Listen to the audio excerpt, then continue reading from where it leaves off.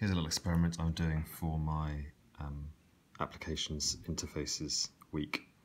My final project for Fab Academy uses these kind of punch card style media cards that identify themselves by a series of holes which are read by photo interrupt sensors. So each card has a different kind of ID.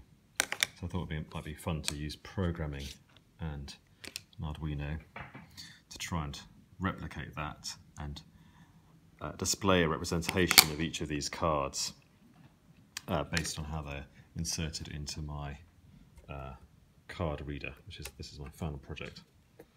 So here's a little Arduino kind of mock-up of that.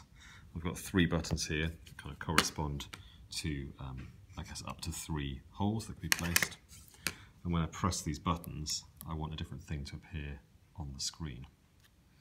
So these are my 2 sketches. If I play the processing sketch, so you can see there's a representation of the card, and then when I press these buttons here I get little holes that appear. So there's 3 holes and so various combinations.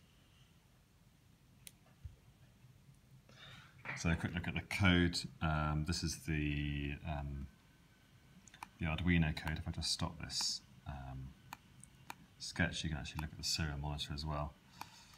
So there's my Arduino code. It's very simple. It just reads the buttons and then it prints out to the serial monitor essentially a comma-separated list of 1s and 0s. So currently they're all 0. If I press one of them, you can see I get a 1. One thing to be careful of is you need to make sure that there's a comma at the end so that you can include the, when you break this list down into an array, you get all 3 numbers. So if I stop that, the processing code essentially reads that string off the serial monitor, splits it at each comma into an array of values, and then all I'm doing is in my drawing I'm setting up an overall shape, a rectangle with a sliced off corner, and then when I'm reading a 1 for any of those values, I'm drawing a kind of rounded rectangle in the appropriate place to kind of recreate the image. So look one more time. So there's my overall shape with the rectangle with the corner cut off, and here are my holes. So now what I need to do is recreate that so that I can put these cards into my final project, which has a DIY Leonardo style board, and try and do the same thing. The complication is going to be that my my final project uses a shift register.